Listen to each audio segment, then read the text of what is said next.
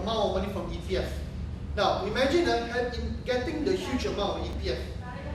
Normally, let me share with you, for someone like myself, and also I believe for most of you who are professionals eventually, estimated I will have approximately 1 over million ringgit in my EPF. Okay, by the way, I'm currently age 42, so another say 18 years before I retire. So estimated, provided no withdrawal, more than 1 million. But then, what is 1 million or million plus in another 18 years time is nothing. Today in KL, landed property is really 1 million. Estimated in 20 years time, a terrace house in KL with only 4% growth would be estimated about 1.9 million. Simple. A simple terrace house in KL, that's how much it is. Okay? Now, so imagine if I'm going to have that amount for EPF. That is where you talk about someone age 60. Okay? You are not going to take much risk. For you, your financial objective, you want to preserve your wealth. Because I don't mind telling you, a lot of people take risks and lost it all, it's very sad. Now, nobody can foresee death. Okay? So when somebody is probably age 70, then from there they talk about wealth distribution. Writing a will, formation of trust, how to go about passing a business and whatever. So this is what we call the financial stages. Okay? So protection stage, wealth protection, you probably start buying your car, or you might probably get married and so on. And probably towards the last part, late 20s, early 30s, that's when you buy your house. And for most part of your life, until you retire, you will be under what we call wealth accumulation. And then once you retire, you're not going to take much risk. We talk about what we call wealth preservation and so on and so forth. Okay? Now, please take note, this is what we call the 4 stages in financial planning. Okay? So, what determines your ability to plan well? Let me share with you. A lot has to do with your lifestyle. The lifestyle you want to live. Because it is your lifestyle that will determine your expenses and so forth. Okay? For example, most of us, let's say some of you here, who are under the wealth protection stage, right? Okay, you might probably buy a small flat first, and so on. Then once you got married, you upgrade, and then towards your 40s and so on, your kids have grown up, you go for bigger homes, semi-D bungalows and so on. Then once you retire, your kids already left you, married, or having family of their own. How many of us here from the big nice bungalow willing to downgrade ourselves back to a small flat? Hardly. Most of us, our house just gets bigger, that's a problem. And unfortunately, because of that, our expenses. And I'm going to tell you a lot of stories. Why retirement planning is a major problem for most people eventually. Now, so let me move on. Now, if I go too fast, please stop me. Right? So we talk about what we call wealth protection, wealth accumulation, wealth preservation, wealth distribution. So under wealth protection, okay, if you talk about financial planning, by the way, I'm not selling you insurance or whatever, I just tell you, share with you, right? When you start buying your, let's say, your basic policy, insurance policy, you're just talking about just basic, because you can't afford much, your pay is not very high. Okay, so you talk about buying basic medical care, and so on and so forth. Now, it is during this part, okay, the most part of your working life, right, and so on. That's where you talk about building up your portfolio, your investment portfolio. You want to what we call retire early. Everybody also aspires to be a multi-millionaire. But let me share with you, a lot of people do end up losing a lot of money. Be careful. Okay? And because of this, let me share with you. Have all of you heard about this person called Robert Kiyosaki? Robert Kiyosaki, the author, Rich Dad Poor Dad? Now, according to Robert Kiyosaki, take note, he says that someone will achieve financial freedom if when someone's passive income, exceed expenses. Now, take note of this simple formula. Now, what do you mean by passive income? Passive income. For example, rental, okay, dividend, and so on and so forth. You don't have to work. For the fact that I'm working now is active income, it's not passive income. Okay? So, according to Robert Kiyosaki, it says that if your passive income exceeds expenses, then you achieve financial freedom. Now, what do you mean by this? For example, just to share with you a bit of my family background. My father was actually from Kampai himself. Okay, by the way, he has changed a lot. Now, I have a few of my father's friends. For example, back in 1980, you know Sungawan Plaza in KL shopping mall? They bought a shop lot, probably a 3/4 of this size of this classroom. Back then, the purchase price was 25,000 ringgit. They bought not one, but bought two. Today, the rental per month of shop at Sungawan Plaza is about 25,000. So you can imagine how much rental they have, Okay? Have you bought a shop lot in Bangsa Baru where my mom, lives and so on? Back in 1973, it was only 29,000 ringgit. Again, the rental now is about 20,000 a month. So how you wish, had you bought those shop lots and whatever, you very important in financial planning. Never assume someone who is earning a lot do not have financial problem. As a matter of fact, when someone earns a lot, chances are expenses will equally high. For example, I have a few former classmates who are Singapore Airlines pilot. Now, can you tell me roughly how much does a SQ first captain earns? First captain in Singapore Airlines? How about that? 31,000 Singapore dollars. Okay, alright. Okay, if you convert their in Malaysian ringgit, their annual salary easily exceed more than 1 million. Okay, easily exceed 1 million. But having said that, my friend, my cousin was supposed to tell me, despite earning more than 1 million ringgit a year, a lot of his colleagues do not have savings. They will spend a lot of expensive watches, expensive cars, and so on. Worst part, in very huge credit card debt. And so on. And you can forget about being financial freedom. Which is why, according to Robert Kiyosaki, think of this second very simple formula. The measure of wealth. Now, what do you mean by measure of wealth? Is given by this formula what we call disposable asset divided by expenses. Now, what do you mean by disposable asset? According to Robert Kiyosaki, the house you are staying in is not an asset. Unless, of course, you have very intention to sell it or whatever. Disposable asset refers to your second home. Okay, your second home. Now, sorry, my writing you can see. Second home, whatever savings you have. Okay. So, for example, if someone disposable asset is $500,000, and the annual maintenance is expenses 1 year is 50,000, we say the person's wealth can last for 10 years. Can you follow? However, according to Robert Kiyosaki, he always says what? When we first started working, we must always think of what? Generating what? Passive income. So, this formula, if you notice, if I were to minus passive income, if my passive income, it means I got rental, dividend, from stocks and so on, whatnot. If I got rental of 50,000, $500,000, 50 minus 50 will be 0. $500,000 divided by 0, how much would that be then? $500,000, anything divided by 0 will be what? Not 0, infinity. Okay, infinity, it means your wealth can last forever.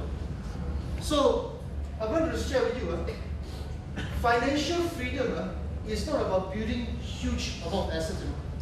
There are a lot of multi-millionaires end up being broke. Okay, for example, I believe you heard of Michael Jackson. Okay, Michael Jackson at one time was worth like 500 million US dollar. But unfortunately, he got a theme park to maintain. Never ever land, whatever.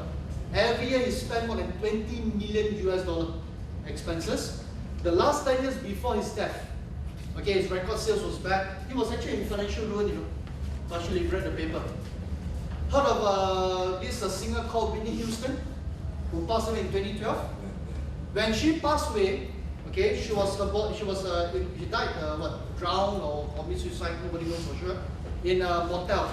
She was kicked out from a $4 million house because she could not pay the mortgage for it. And then you have people like Macaulay Culkin. I'm not sure of this Hollywood star, Macaulay Culkin. This movie, Home Alone, Richie Rich, Home Alone is very cute guy, By the way, he's no longer cute and adorable. He got married 18 years old, divorced 20 years old, then was went into a drug rehab, really screwed up his life. Because being a millionaire at the age of 10, 11 years old, The idea of studying and coming to UTAR to study, I never occurred to them. They say, no, I don't want to study. In fact, but screw up your life, seriously, screw up his life. You can be a millionaire, but you screw up. You really, literally screw it up. Very sad. There are a lot of such cases. So that is why, let me share with you. Right? In financial planning, it's not how much you earn. It's also not how much you talk about living. Sometimes it pays to live a simple lifestyle. For example, when I was, because just prior to this, I was a trainer doing training for HSBC. Now, HSBC pays very well for those very experienced managers. And there was this senior manager I know of, easily drawing about close to 20,000 ringgit. And he stayed in a very simple condo because he's after he's single. Okay, his condo he bought for less than 200,000, Palm Spring, Damansara, Penang. And I said, hey, you're earning 20,000, why stay in such a cheap place? He says, what should I stay in expensive place? Next thing I knew, in that same condo where he lives, he not only have one, he have 4 units. He stayed in one and ran up the other 3.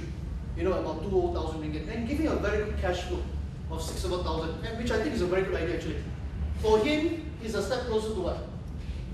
Financial freedom. Okay, now take note, this is very important. Okay? Now, if I can go on, right? Investment objectives and retirement planning. Okay? Now, when we talk about planning for retirement, okay, a lot got to do with our lifestyle. Because your lifestyle will influence your what? Expenses. This is very important. Okay, what lifestyle do you want to live? Okay, this is the biggest question. Now let me share with you one of my distant relatives. For example, back in 1980, you can buy land in Damansara, Damansara KL, okay, by one of the most posh, prestigious neighborhood in KL, for only 5 ringgit per square feet. 10,000 square feet land was only 50,000. Today, Damansara land roughly costs you how much per square feet? Any idea? Any guess? It will cost you about 600 to 700 ringgit per square feet. What was 50,000 now costs about 6 million. Okay? But he was a pensioner, not earning much, only 1,000 ringgit a month, and they will do whatever it takes to maintain the very old bungalow. Okay? And very often they ask, hey, why don't you move out? Sell up your house, even stay in Kappa, you can live in a big mansion. The reply is, I would rather die than move out. Why? Because he just said, all of us have to contend with our ego, And that person, he will do whatever it takes to maintain the 20-year-old Mercedes-Benz. They are either giving up the Mercedes-Benz, drive a Proton, they cannot accept it. There are people like this. You are so used to your what? Your lifestyle. Okay? And let me share with you, planning for retirement is different. Now, my father's time, my grandfather, my great-grandfather, they were actually from Kampan themselves. They were tin miners. Okay, they were tin miners and so on. They were very well to do. But unfortunately, they say the Chinese saying that your wealth will not last you more than 3 generations. So I'm the poor one. That's why I'm still working. Okay. So anyway, my great-grandfather was doing very well. Grandfather was also very well taken care of. Then after the war, my father was also. Okay, but my father did quite well on his own. Okay. Now, back then in the olden days, my father had 10 siblings. It means my grandfather had 10 children. Why? Because back in the olden days, the Chinese thinking is what? Your children is your wealth. Your children will help you expand your business empire, and when you're old, your children will take care of you. Now, today, if you have 10 children, expect your children to take care of you, I wish you all the best. Okay, because that doesn't work that way anymore. Whether you like it or not, societal values have changed. You have to live with it. Now, I'll come to that. Right? Now, so that's why we talk about expectation and so on, and then the importance of doing wealth preservation. Now, but because this is a 2-hour talk, I would not want to go too much. Because normally I will conduct this class retirement planning. It can a full day. Whereby the second half, very important. You must do a will. I really emphasize that. For those of you, I can see some of you probably in your late 40s, 50s, and so on. Very, very important. Please have proper estate planning. It means write a will. Okay, why? Because if you don't have a will, just to share with you, just like my dad who passed away without a will, we have to get what we call an LA, letter of administration. My family took 7 years. It means my father's bank account everything was frozen for 7 years. What saw us through was the insurance money. They came to us a month after my father's death, and that's why I'm very, appreciate insurance. In having proper insurance planning, estate planning. That's not the worst. One of the worst cases will be in Malaysian history. Was in Penang. Someone passed away, okay, and it took them almost 40 years, 40, to get away. It means bank account everything frozen, which is not uncommon. Why? In Ipoh, in Penang, even in KL, Damansara, nice big bungalow. After the old man passed away, right, ownership dispute, cannot transfer, cannot sell, the big bungalow in ruins, very common. Your whatever wealth will wipe off when you don't have proper estate planning. Now, anyway, I'll get to that. Okay, now let's take note the key issues. Now, take note, retirement concerns lifestyle. Because it is your lifestyle will determine what? Your expenses, how you want to live. Okay? Now, so for those of you, okay, also, whenever we think of retirement, we think of our golden years, lifestyle 55, thereafter, enjoying a life, playing with grandchildren and so on. That's what most people want to. But at the same time, you have to think of that. Okay? Can you afford to replace your car during retirement? You must bear in mind, cars in Malaysia are one of the world highest. Car prices are very expensive. 100,000 ringgit, don't buy a very good car, just a very average car.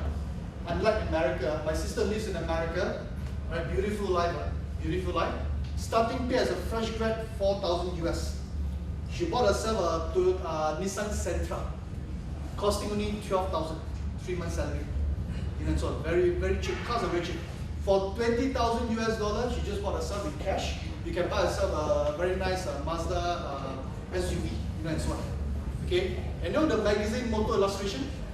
Motor Illustration. In America, people take a look, people can always change cars 3 to 4 years. In Malaysia, the magazine, Motor Illustration, it remains an illustration. You can only see, but you cannot change cars. Okay, because cars are so expensive. Now, what I say is this, whether you like it or not, at that age, once you retire, no banks will lend you money. Everything, house and car, you can buy with cash, unfortunately. Okay? And imagine medical care for old age. Now, fortunately, there are a lot of medical policies out there. Okay, they can take a look. For example, my father's brother, my uncle. Now, 1981, imagine some of you probably not born yet, but just to share with you, back in 1981, he was a sales manager, earning more than 7,000 ringgit a month, which was a lot of money back then. Okay? But unfortunately, in 1986, he was down with diabetic. Right? He was bedridden for almost 4 years before passing away. And the medical expenses, dialysis, and so on, the family spent more than 100,000 ringgit. Now, his EPF life savings back in the 80s about 300,000. More than 1/3 spent on his medical care. The remaining all spent on his students' education. Basically, there's nothing left. That is a sad fact, right? The sad reality. A lot of people may be earning a lot today, but if you don't have proper planning and so on, that's it. Right? What you have worked for, there's not much to pass on. That is a sad reality. Now, which is why, also retirement is about concerns longevity. Don't live too long. Okay, if you got the money, very sad. It's sad reality. Now, if today what I mentioned, you cannot sleep, I've done my job. Okay, that's all. Now, for example, this much here about longevity, about male and female. Okay, now this one is quite disputable. I mean, this one I'm getting from the government statistics. They say that we are supposed to live longer. For male, on the average in Malaysia, it's about 72. But of course, if you break down to races, very interesting. Chinese, average age only about 68, 69. The Malays, our Malay counterpart, live longer, about 70, 75, 76. Okay? Right? Now, female will live longer, right? So longevity. Which is why, when you talk about life policy,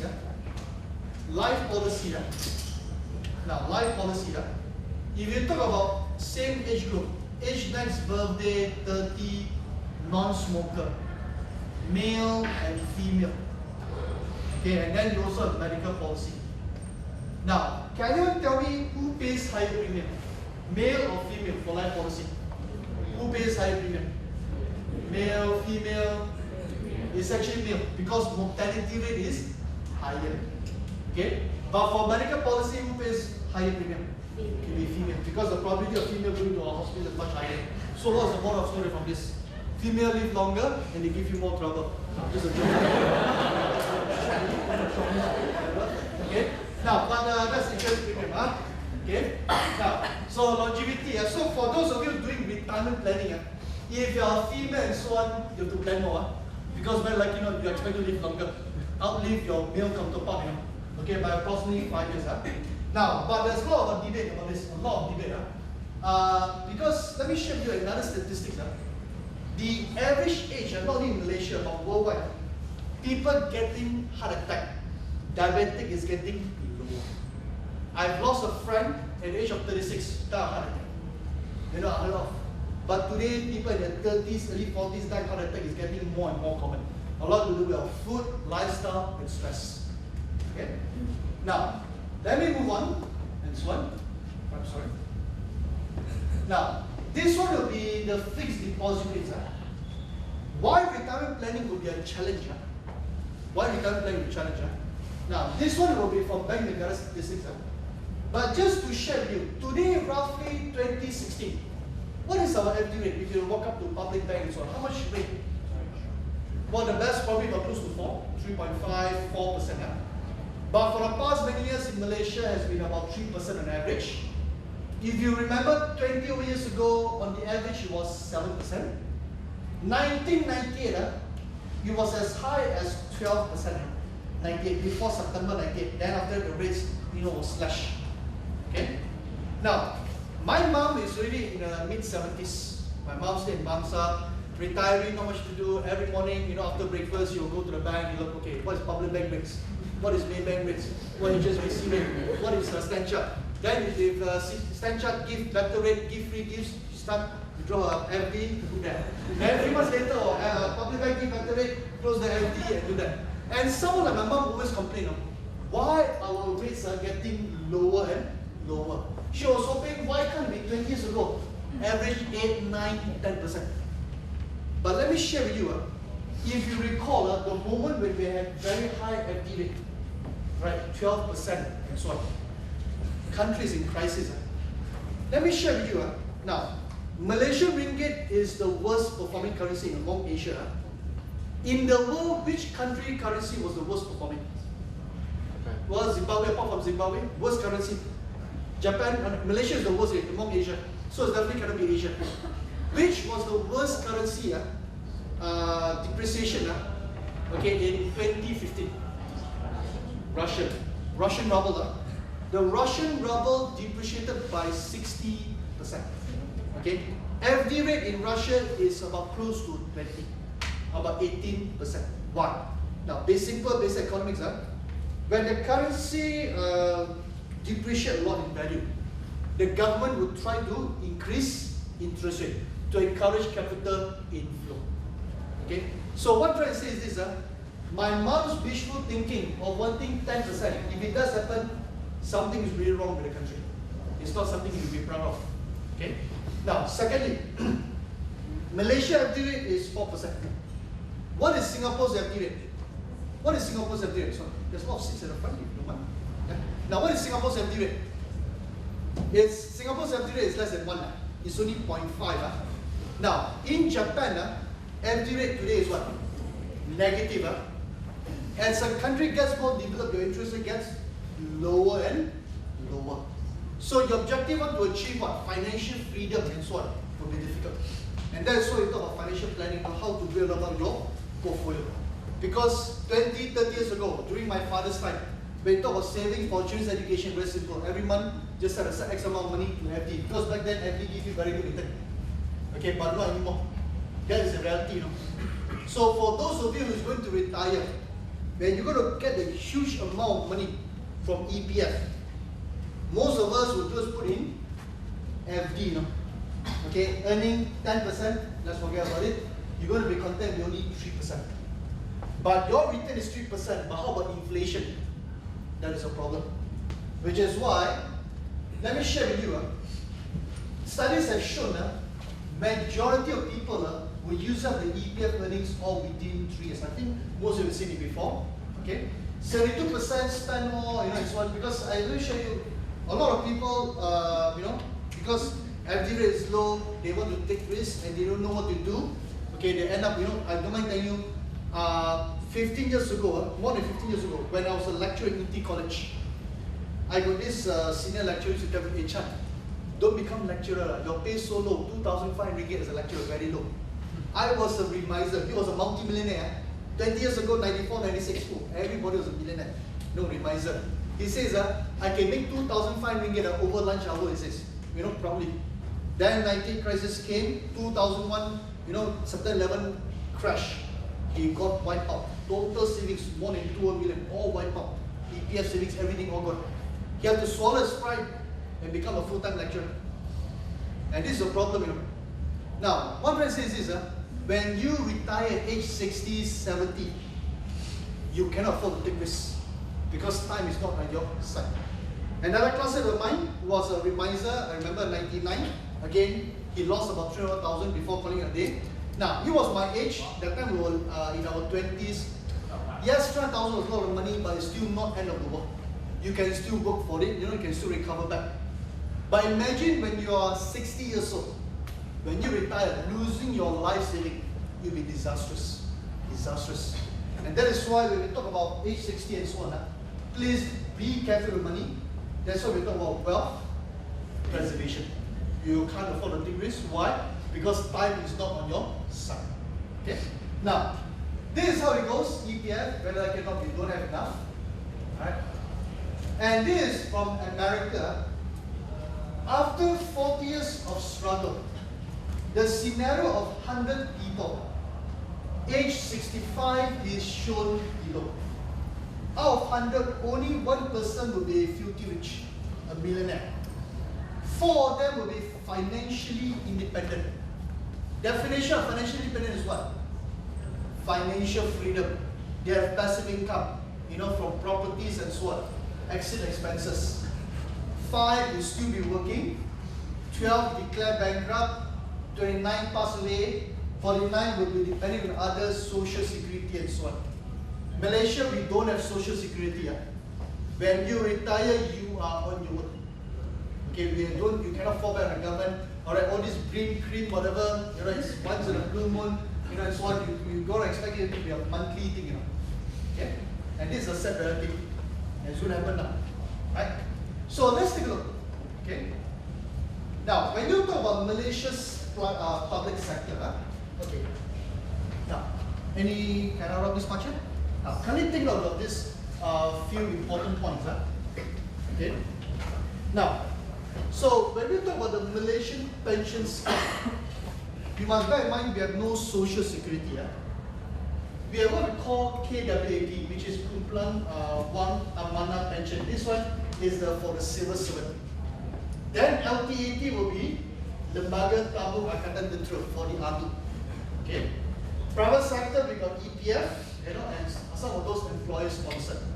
Now, when you talk about pension scheme, okay, from financial planning, there are what we call 2 types. You have what is known as defined contribution. Defined contribution.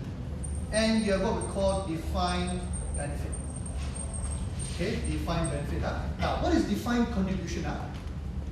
Your contribution to the scheme is defined. For example, a very good example, EPF. Those of you, most of us are working, all of us must contribute how many percent minimum? Now it was 11, now this is recently reduced to 9. Your contribution is defined. Can you follow? So EPF is what we call defined contribution. Because the law has it, for employers, statutory requirement, 11%. Of course, just last month, Najib reduced it to 9. For employer perspective, now how many percent? It will be 12%. Okay, 12%, right? But of course, banks and so on, they give 16, and so on. I'll come to this later. So this is what we call the defined contribution. Yeah. Now, defined benefit means what? What do you mean by defined benefit? Defined benefit is like this. My benefit received.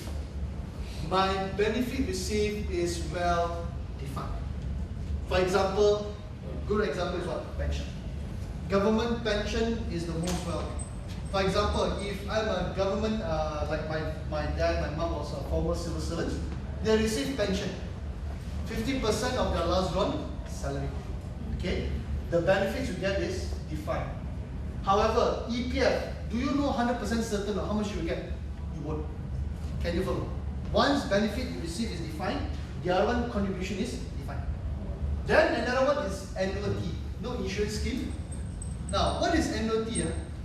Now, just to share with you, insurance, you have many types of products. The life, endowment plan, annuity. Now, annuity is that you pay a premium to the insurance company, Great Eastern, AIA, whatever, all these annuity products. And then after a certain period, like 20 years, they give you a fixed income. Fixed income until death or and so on. Okay? So, annuity is both defined contribution and also defined benefit. Can you follow? Because your premium is defined, the benefit you receive is also defined. Then now we have one more, just a couple of years ago, about 3 years plus ago. Okay, we got what we call PRS, Private Retirement Scheme. Okay, they call it Private Retirement Scheme. Now, what is a private retirement scheme?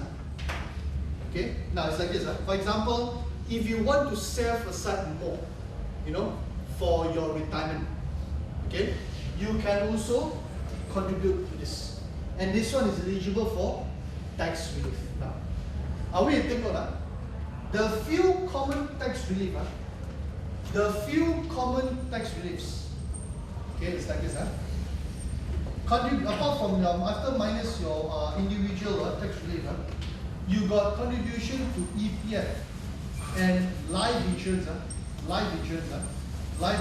investment plan up to 6,000 ringgit. Then you have what we call medical and education plan. Medical and education plan tax relief of 3,000. Annuity and also all this private retirement scheme, additional 3,000. Okay, so those of you have not, well, for those of you if you contribute 1 year, the maximum you can claim from income tax is 3,000. Can you follow? So these are a few things. Okay. Now, all this kind of, at the same time, I mean, think of that. You have what we call employer-sponsored retirement scheme. For example, big companies like I don't mind, like Public Bank, Petronas, and all the rest. They do have what we call this employer-sponsored retirement scheme. So, but that one you need to work for quite a number of years, 10, 20 years, and so on. What the company will do is that they will contribute X amount of your salary, okay, right? But the employee contribution based on the percentage of your salary to the fund, okay? Now, under the law, let me share with you. Employer can contribute up to how many percent to entitle for tax exemption, okay, right? Tax deductible would be up to 19%. 19%, okay? Now, employer can contribute 30%, 40% of salary to EPF, no problem. But I cannot have the whole of 30% to knock off my tax. Maximum is only how much? 19. Okay? So in other words, what?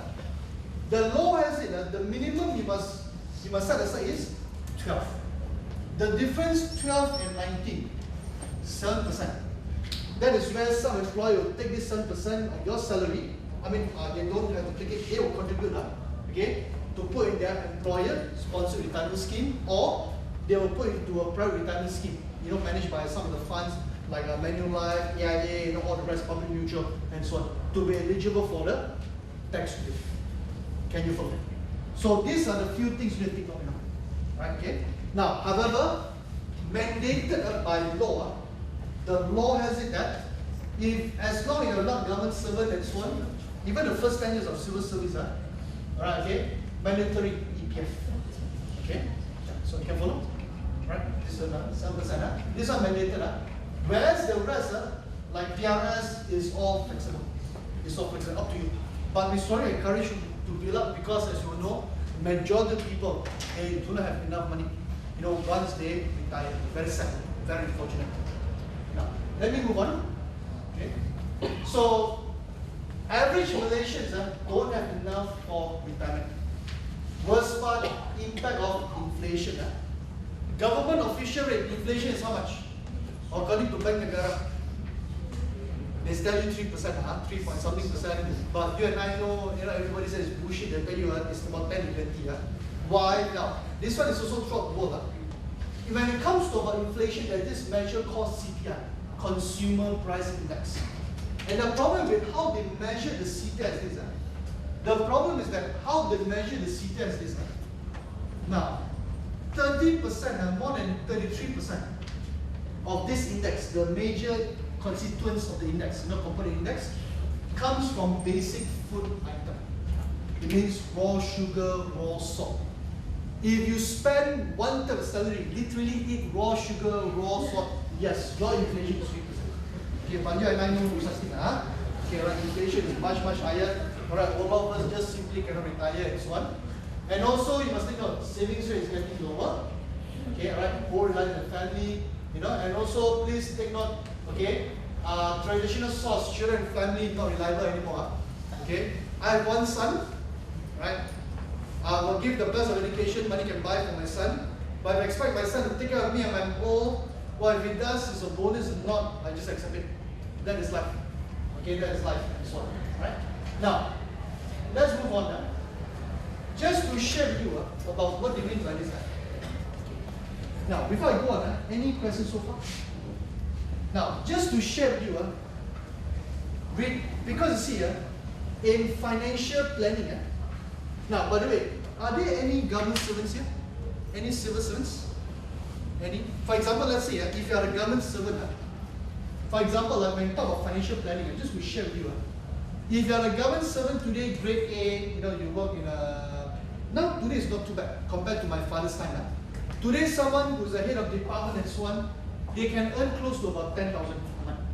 Okay, 10,000, even 10 to 12,000 a month. Okay, very senior grade A and so on.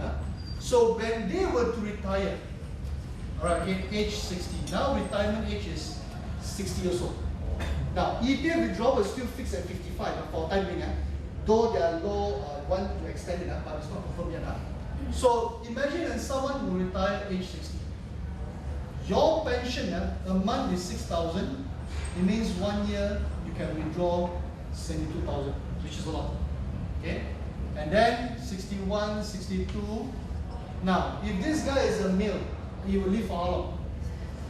Until 72, even let's say 75, 76 or whatever, 15 years later. Okay? Now, there will be a growth of 2%, a marginal growth of 2%. So you talk about 2% will be 73,400. Okay, every year grow by 2%.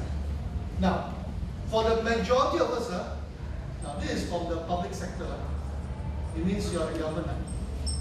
For the majority of us who are from the private sector, you only rely on our EPF. And for us to rely on EPF, for those of us who rely on EPF, we have to think about what is the huge lump sum. Those who study finance, this is what we call the present value. Huge lump sum that is able to give you $72,000 a year, grow by 2% a year. And this amount you put in FD, now that's realistic. FD in 20 years time also will be how much? Probably about 3% or even less.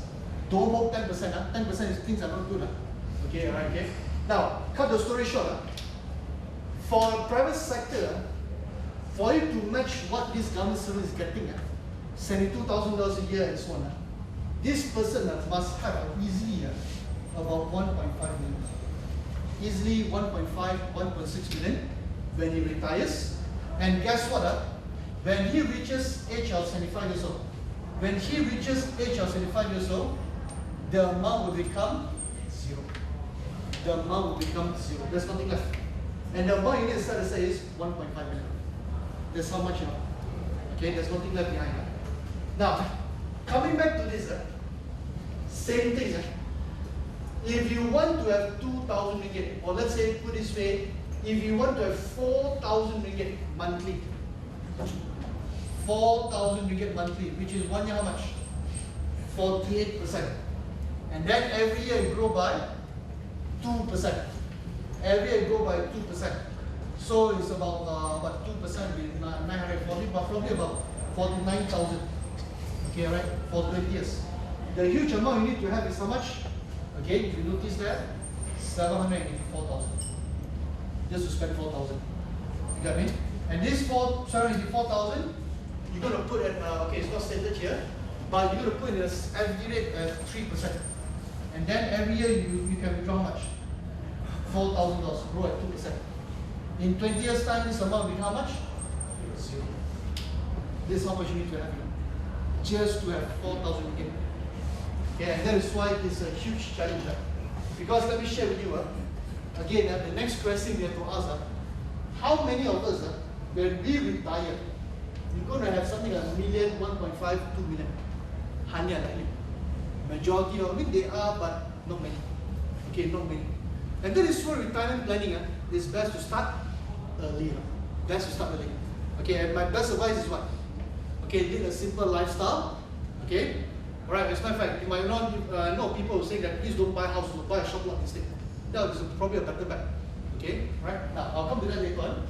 But can you follow what's going on? What I'm trying to show? Now, let's move on. Okay. So now this part I will talk about this income replacement ratio and so on. I will come to that. Okay. Now, when we talk about the pension scheme, there are approximately 4 categories. Okay. You got what we call the base or social pension, state 0, they call it. Okay, state 0. Then you got state number 1, public pension plans that are publicly managed. Now, what do you mean by those that are publicly managed? Publicly managed are those what? Okay, alright, publicly managed. Okay, for example, your pension. Then you got those personal pension plan, occupational, which is what? EPF, there are 2. Private retirement scheme is what we call 3. Remember? Private retirement scheme. And then 4 will rely on children. As I said, don't rely on that. Okay, right? Okay, 4 is that is a bonus, do not forget it. You know, and so on. Now, you must also take note.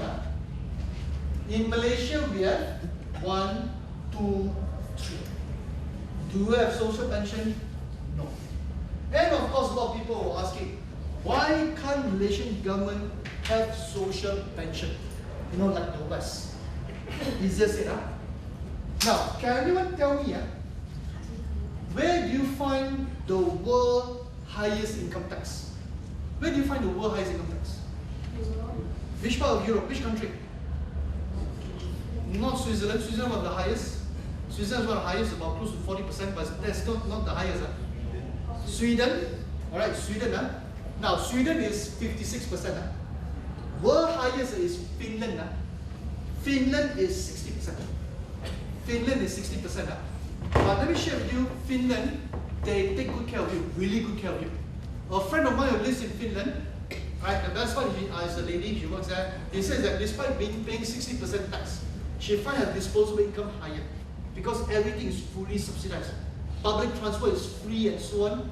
And your children, from kindergarten until university, pay 0 fee. On top of that, the government gives you pocket money. When you retire, you don't worry, alright, government will pay 50 to 60% of your last year's salary. Very good. In Germany, let me share with you. In Germany, the moment you are unemployed, you will be getting in Malaysian ringgit. You must know how small ringgit is today. But monthly income, easily in Malaysian ringgit is 8,000 for not working, unemployment benefit. But you must bear in mind, average graduate pay is about 15,000. So 8,000, just enough, just nice. Okay, 8,000 because cost of living is very high. And that is why a lot of Europeans, you know what they like to do? They like to work for a few years, then declare unemployed, claim this kind of benefit, go to Thailand for 3 months and so on. They can afford to do that. Malaysia with no such thing. Okay? Now, what I'm trying to say is this. Quite a lot of us will say, why can't we be like Finland? I don't mind paying 60% tax. but the government will take care of us, forever. But let me share with you, this model will not be sustainable. Because in many developed countries, particularly countries like Japan. Now, let me share with you about Japan.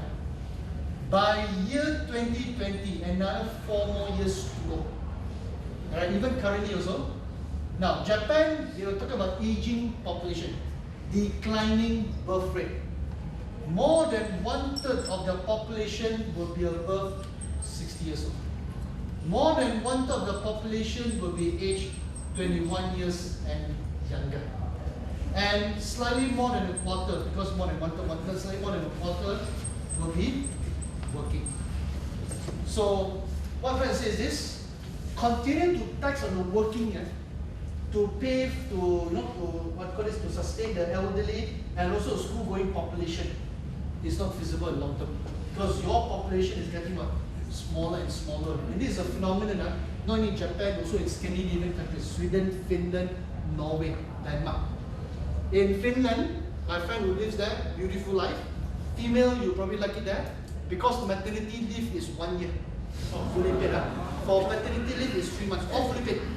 He was saying that when you go about life there, strictly 9 to 5, work-life balance.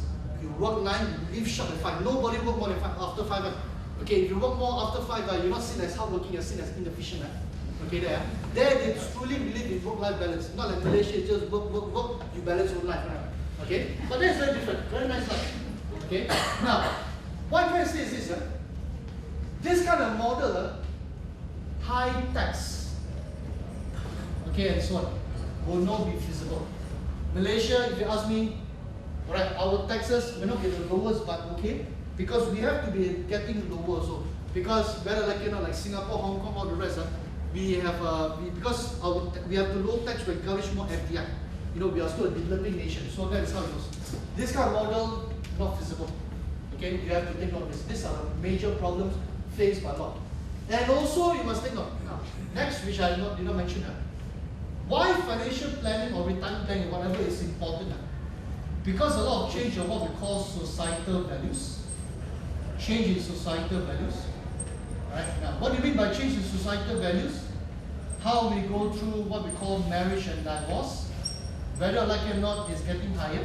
That is a fact. Okay. In Malaysia, for Muslim is about 1/3. Non-Muslim is about 1/4 now. 1/4 of every marriages end up in divorce. In America, in UK, it is about more than 50%. 55 to 60% of all marriages end up in divorce. Okay, now not to say anything bad or whatever, life goes on. Okay, but because of this, drop your proper plan, very important.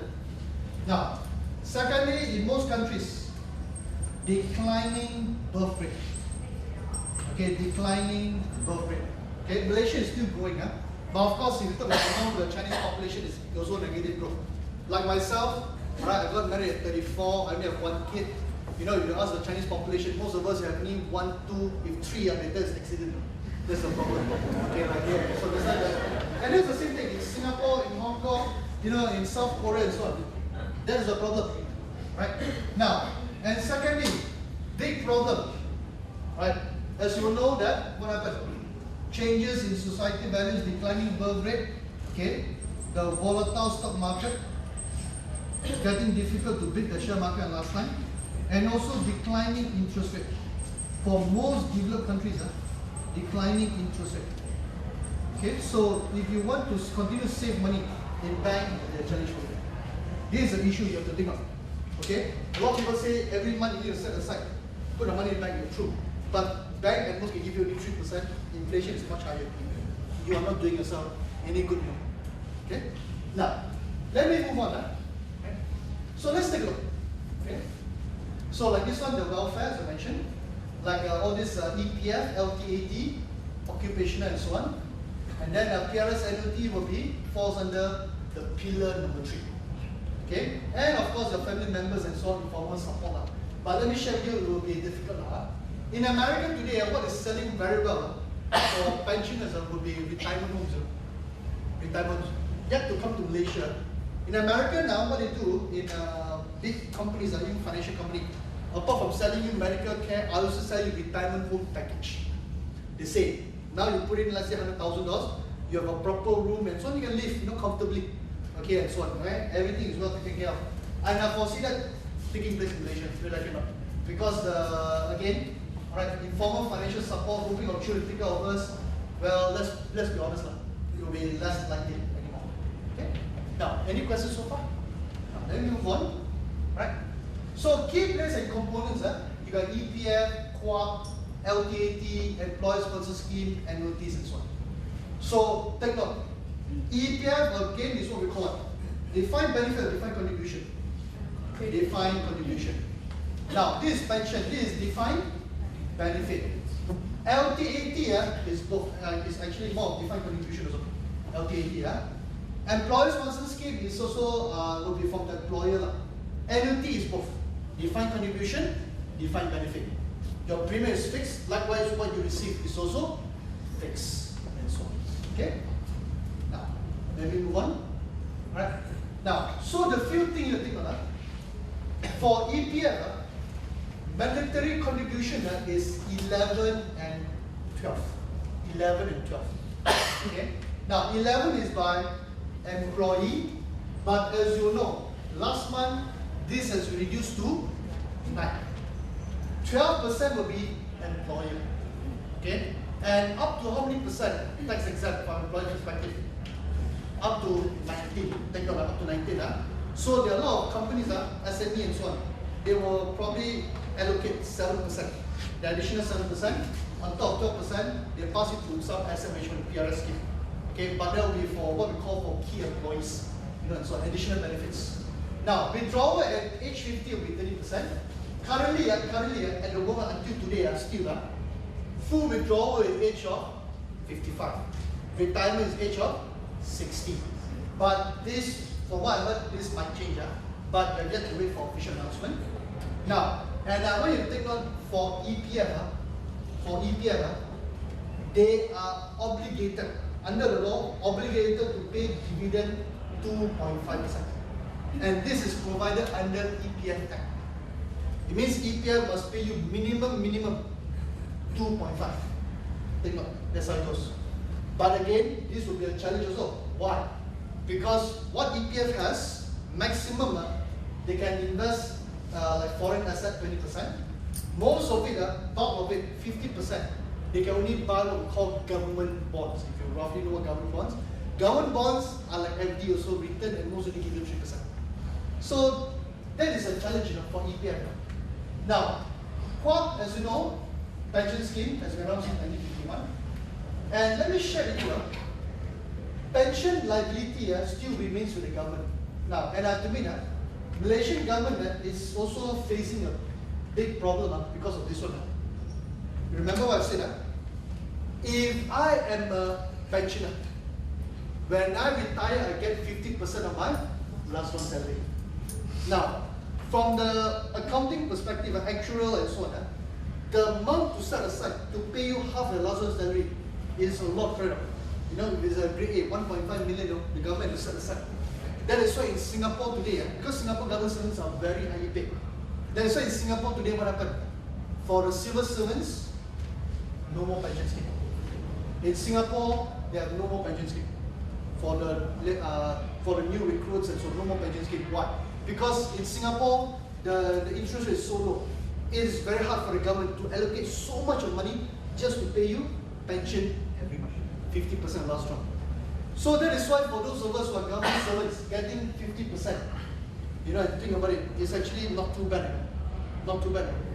In Greece, now if I'm reading a newspaper, Greece is going through financial crisis. Okay, they got what we call huge problem, very huge expenses. Why? Because in Greece, if you're a government servant, when I retire, I get 80% of my last month's salary. There's a lot of people in Greece like to retire. Then they do some small business, they're better off. And that is a problem. As I said, it's not sustainable. Because in Greece and so on, I don't mind telling you. Now, Japan may be a developed country. Maybe always think what? Developed is rich. France, US, Germany, all developed and rich.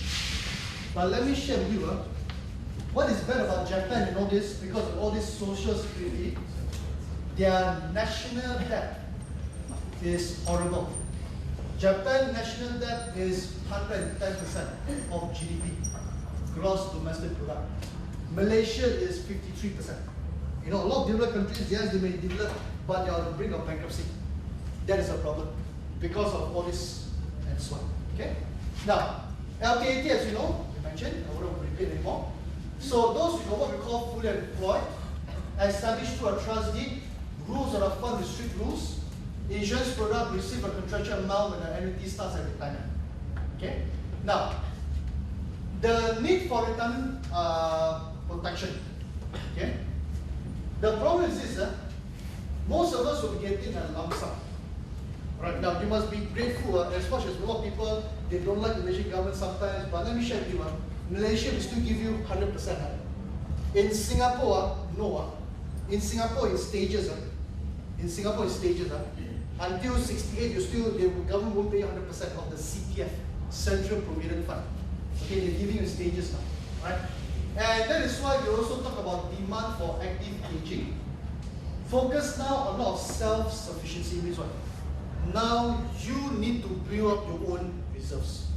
Please don't rely on the government, don't rely on insurance. Okay? You own responsible for your finances and so on. Because it's not enough when you retire. Right? So 4 possible solutions. Okay. Raise mandatory retirement age. Alright, Malaysia age 60. In some countries it is 65. Increase mandatory contribution, EPF. Increase minimum wage. Now, we don't have a minimum wage yet. Of course, there are a lot of proposals. Some people propose minimum 900 ringgit. Singapore, they have minimum wage 1,100 Singapore dollar. Okay, if you work as a janitor, whatever, minimum you must get is about 1,100. Now, which country in the world has the highest minimum wage? Which country in the world has the world highest minimum wage? Any guess? Again, that country I just mentioned. Which country is that? Not Greece. Finland. Finland minimum wage is US dollar 5,700. You work as a cleaner or a rubbish collector, whatever. You are paid US 5,700. So you might think of going to Finland to work as a rubbish collector. Right. As a matter of fact, when I was giving this talk, not the other time, one of the students asked me, Mr. Chan, now I'm a fresh grad. He tell me I'm very frustrated. I work in the bank pay me only 2,000. Every day the boss marah me, scold me as I did it. Let's put it this way. Tell me, what is the fastest, which income, which type of job profession pays the best for my skill and so on. I tell them, what of it, now unfortunately not in Malaysia, you might want to go to Australia. Australia, if you're willing to work as a maid, plumber, electrician, security guard, all very highly paid. Very highly paid. A friend of mine who migrated to Australia, working as a security guard in the mining, he is paid annual salary Aussie dollar more than 100,000. Just a security guard. And he works only like 8 months in a year, alternate because it's very rural area, and then he flies back. So they only work 8 to 9 months, and they are paid about Aussie dollar 100,000. Very good. Okay, very good. Okay. Another job you might want to work in Australia is become a maid. Okay, Malaysia will come to that. No longer we import maids from Indonesia. Now probably Malaysia export maids for Australia. Okay, because Australian maids, living maid, they are paid annual salary minimum about 60,000 Aussie dollar. Aussie dollar. That's why a lot of millionaires cannot afford to hire maids in Australia. Australia, you have to do everything yourself. I know of a Malaysian who migrated to Australia, was telling me, he lives in Perth, multi-millionaire, filthy rich. There was once they hired a living maid, Masali woman. Live with you. Now, living maid, but they have working hours 9 to 5, despite living 9 to 6. And if you have to work more, you have to pay extra OT. There was once a living maid twisted her leg in the living room. And through the union sued him for hazardous working condition. And then that's it. But as I said, that's the problem. Okay? But let me show you a lot of developed countries. profession like this pays well. Okay, right? Profession like this pays very well. Okay, so you might, after I say this, you might want to sign the call. Okay, right? Now, but as I said, okay?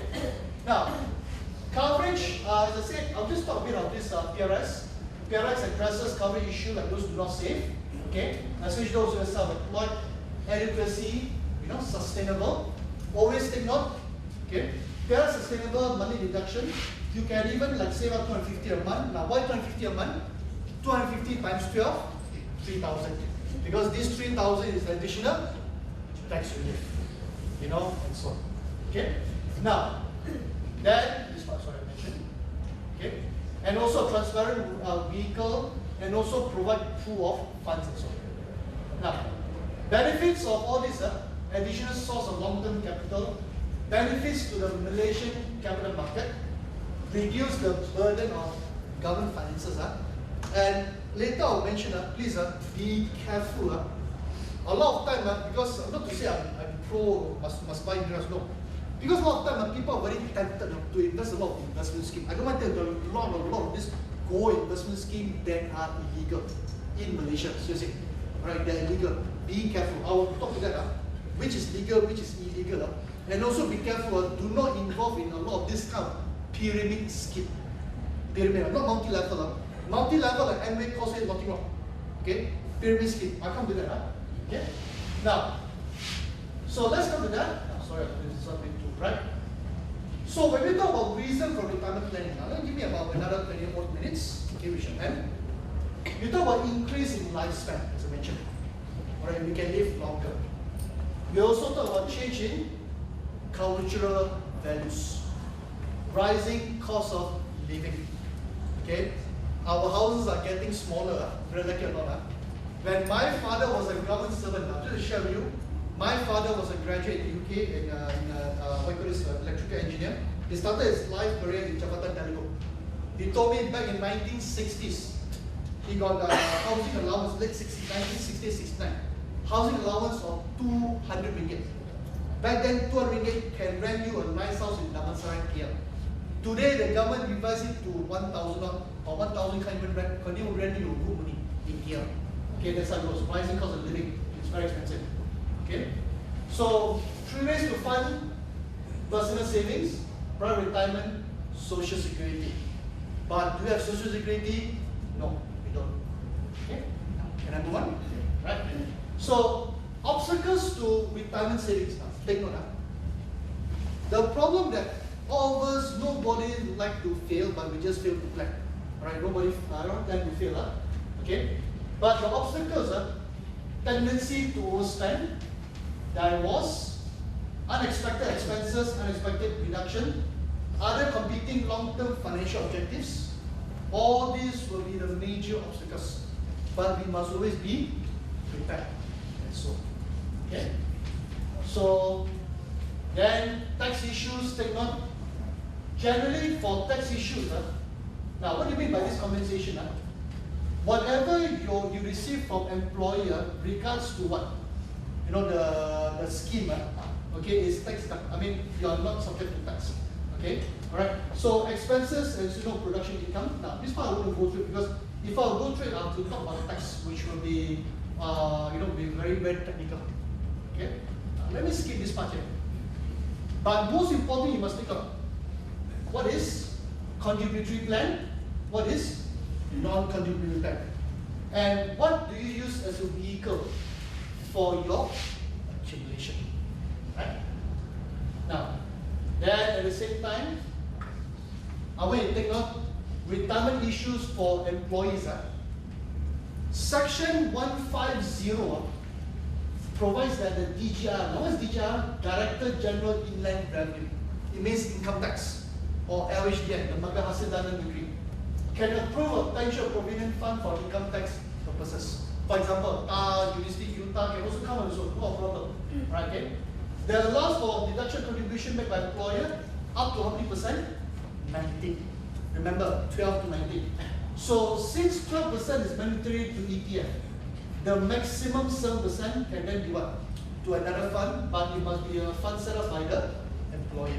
Okay? So what do you mean by this? For example, let's say UTAR like to set up a fund for the lecturers and employees, they can do that, no problem. The law provides for it. Okay? But of course, then you got the head of how to manage it, and so on. Now, in Malaysia, let me share with you. Because mandatory, you still must give to EPF. In US, alright. Now, Malaysia is called EPF, US they call it 401k. In US they call it 401k. It's like their own government pension scheme. Right? In US also, they also got what we call private pension scheme. Right? Big companies, out of companies like Enron, WorldCom, they also form their own pension scheme. But guess what? Companies like Enron, WorldCom, what happened? After they went bankrupt. Employees pension scheme all gone also, unfortunately. Okay? Now, in Malaysia, your next question asks, how about would this happen in Malaysia? Unlikely, because the law has it. Now, let's say UTAR want to form their own pension scheme, no problem, you can. But that pension scheme, the money must be with the trustee. It must be the trustee. Like Amanah Raya, HSBC trustee, CNB trustee, and so on. So let's say, touch wood, if let's say UTAR go bankrupt, okay, some financial sector, whatever you contribute and so on will be safe because that money is with the trustee. That is the law. Okay, so please take note. Right? Now, just to share with you, there are a lot of Ponzi scheme outside. Okay, for example, just like I mentioned to you, in Malaysia, now, how will you think of the regulatory body? You got Bank Negara, you have Securities Commission. Like Manulife, for example, asset management, our license is from SC. But like Manulife insurance will be from Bank Negara. Okay?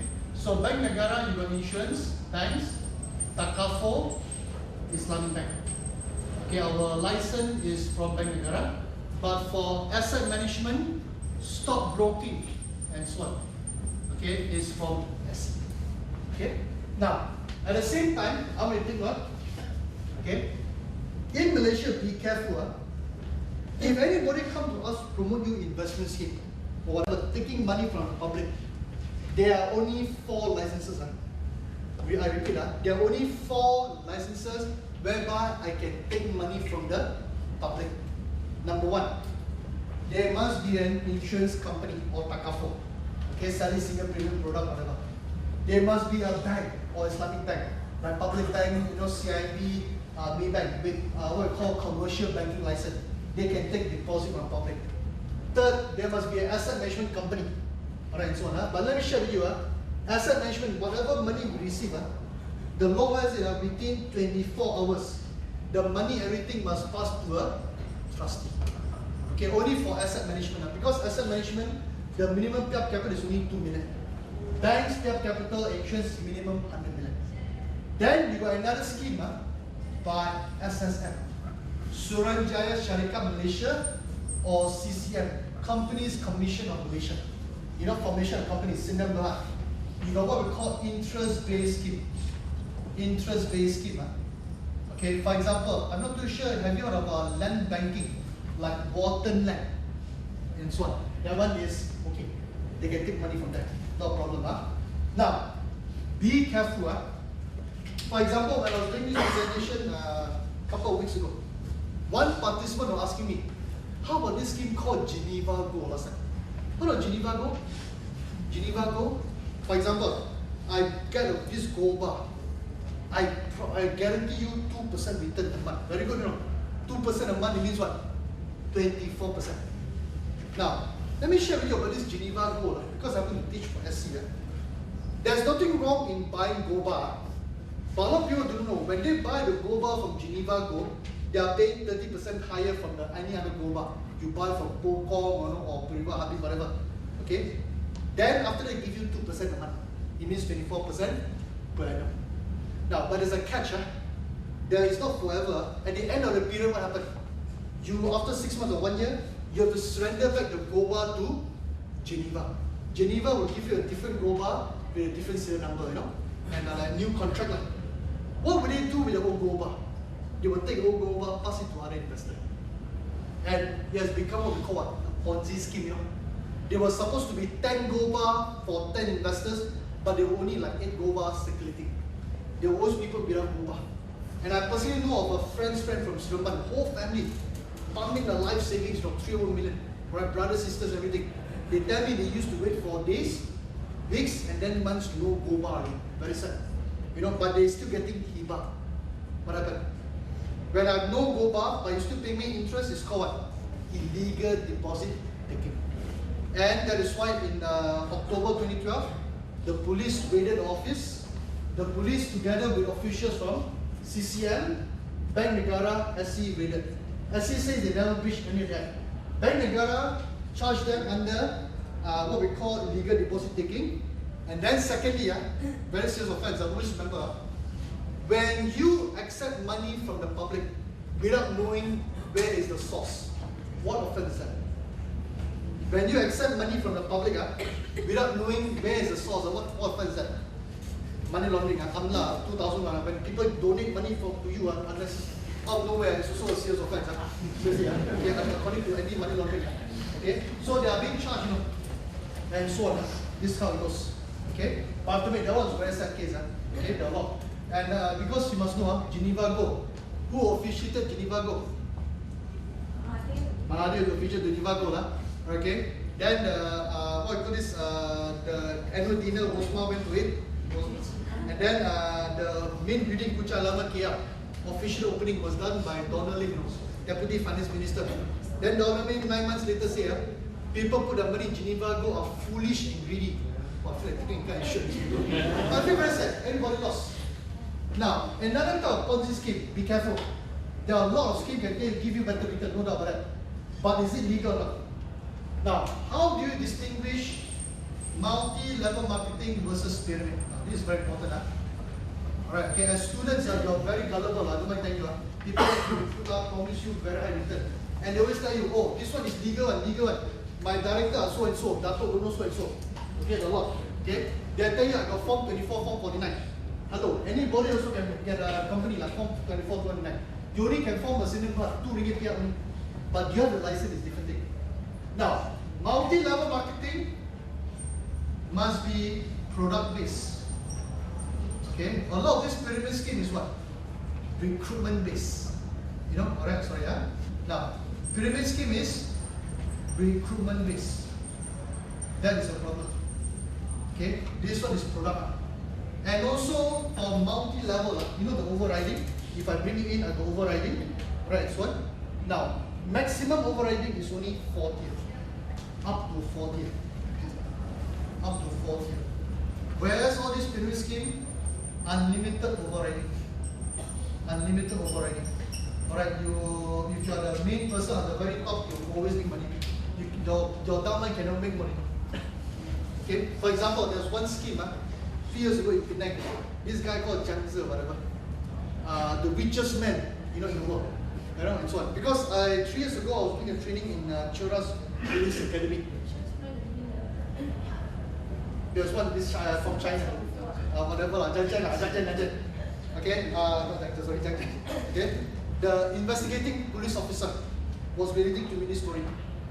How they recruit, now all this pyramid scheme, one person recruit 2%, each pays $600. 2% recruit another, 2 more percent. The initial people come in has recruited 4,000 people, times 600. Can you imagine how much they make? And then they give you a second hand, not new one, second hand BMW 3 Series. Then they tell you, oh, with only 600 ringgit, you stand to gain BMW 3 Series. And people are very gullible, a lot of people participate. Okay, so be careful. Alright, okay. Please take a look. Right. So as much as you like to plan for retirement, please don't be too greedy. When the return is too high, too good to be true, chances are it's too good to be true. Okay, too good to be true. And also, I want you to take note. Bank Negara and so on SC is very particular the word guaranteed. Guaranteed. I don't mind telling you, there are a lot of insurance agents out there keep telling you my return is all guaranteed. In insurance, the only return is guaranteed is endowment plan, survival benefit and maturity benefit. Whatever cash bonuses and so on are not guaranteed. So be careful. Okay. Some will tell you my return 8-9% guaranteed one, guaranteed one. But you must bear in mind, where would they get the money? Most of this insurance money, they have to buy government bond. Government bond can give you how much return? Only 3%. There's no way they can give you 9% unless they invest in the equity market, you know, and so on. Okay, just to share with you. Alright. Now, other than that, the only thing EPF can guarantee is what? How many percent? Minimum 2.5. Because the law provides for that. Okay? Now, let me go on for another 15 minutes. So let's take a look. Okay? Now, the tax benefits, always remember, individual, how much? Up to 6,000 for EPF and life insurance. Medical education, 3,000. Contribution to annuity, private retirement scheme, 3,000. And so on. Okay? And then flexibility of, you encourage members to over 55 years, like payment for house and so on. And you can also what we call, contribute on your own and so forth. Now, I wouldn't want to go through this part here because this one is more like EPF, but just have an idea. You know what's going on. Okay. Now, can I move on? Right? And so on. So, pension scheme, you know what we call defined benefit. Defined benefit is what? Benefit is defined. Pension. You determine how much you need to get. Right, okay? So here for financial planning, there are a lot of factors you need to take note of. You have to take note of retirement age of participants. Currently at 55, now 60. But after listening to my class, you hope to work until 70. Okay, so, projected mortality, when you're going to pass away, but of course, this one nobody can foresee. Current monthly salary level, anticipated salary level, and so on. And also, you must take note the interest earnings of the fund. Okay, that's how it goes. So you have to, there are many factors you have to think of. Okay, now, let me go through it, a few other things. So tax expat, okay. From pensioner perspective, those who intend to pension, a pension is regarded as income. However, unless specifically exempted by law, it's also subject to tax. Okay, pensioner, because if you are receiving very high amount and not subject to a tax bracket. Okay, so a pension as a relation source is a person receiving payment of pension resident in Malaysia basis rate. It means what? If you happen to be, let's say, a government servant in Singapore, but residing in Malaysia, if you are receiving Singapore pension, it can, I repeat, it can, doesn't mean you must, it can also subject to tax, unless you already paid Singapore tax. Then whatever amount you receive, no longer tax. Okay, therefore, that's how it goes. Okay? And so on. So under Section 17, the Income Tax Act, ITA, provides a pension payout scheme of funds administered also have a Malaysian source. It means what? Whatever, let's say, if I foreigner, if I buy this scheme, whatever, if I receive whatever, you already tax at Malaysian source. Just to share with you. Okay? Now, let me move on for one more. Okay? So, now, this is more or less the last part. My only advice for retirement planning, readjust to simple lifestyle. Okay, simple lifestyle. Drive a cheap car to begin with. Car is a liability, right? As a matter of fact, some people are saying, according to Robert Kiyosaki, again, one of my idols, he says don't buy new car, buy second hand. Especially second hand 1-2-year-old. You go to Muda.my, you buy, let's say, Honda City. You click in 2014, 2015, still within warranty. Hey, a lot of people selling very cheap. You know that? A lot of people. Because let me share with you what is very sad about Malaysia. Now, every day, there are about 80, 90 people declare bankrupt in Malaysia. The biggest bankruptcy is from what? Is from what? What of that? Not credit card. Credit card is number 2. Number 1 is HP, car loan. A lot of people drive a car they can afford. Number 2 is credit card. Okay, and so on. Now, also another thing, you must also take note what we call a good loan, bad loan. Okay. Now, according to Robert Kiyosaki, right, a good loan is like what? For example, mortgage. You borrow to buy a house, and house is a appreciating asset. A bad loan would be like, for example, hire purchase, not hire packet. buy a car. Car is a huge asset. Also, credit card debt. Please don't have credit card debt. Never. Okay, because credit card, let me share with you, very sad. A lot of people, let me show you, a lot of young people in Malaysia declare bankrupt. There's one statistics Bank Negara released. Every day, for credit card alone, 41 people declare bankrupt. And all these are very young people. You must know the moment you are declared bankrupt, you can forget about being professionally employed for the rest of life. You can forget about working in a bank or whatever. That is a fact. Okay, so please, okay, credit card is only for your convenience. Whatever amount, just pay off. There was one case, let me share with you why. Last time, not now. Last time, credit card interest is 2% per month. It means per annum is 24% per annum, nominal rate. Now it's 1.5 depending on which card. I remember I was driving back in KL one time, listening to radio, Mix FM. There was one person in 1990, he borrowed money, he owes credit card debt 18,000 ringgit. Okay, so he just ignored the notices and so on. 2004, he received a lawyer letter. The amount has become 41,000 after 7 days. So he tried to talk to the bank officer. He found the bank officer was rude. The bank officer demanded a minimum payment. And then after that, he decided just ignore. 2008, now 10 years after 1998, another second lawyer noticed. Now they're going to sue him for bankruptcy. The amount has become almost 80,000 because 2% a month compounded. Okay, and please don't, right now. But this one is not so bad. Malaysia is not so bad. Let me share with you. Singapore is worse.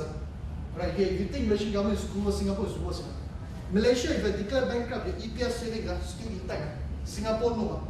I know of a Malaysian who worked in Singapore. This guy owes credit card 31,000. He gave up the job in Singapore, came back to Malaysia. He thought he can run away. He thought, forget about it, just forget about it. Keep sending notice after notices, phone call, he just ignore. The amount was only about 21,000 Singapore dollar. Now, banks are not stupid. Banks will just allow your interest to compound. Compound. Just to share with you, just like in Singapore, Malaysia, after 31,000 ringgit, the bank has the right to sue you for bankruptcy. And that's where they initiate legal proceeding against you with cost dismiss. Okay? It means the legal cost is not cheap.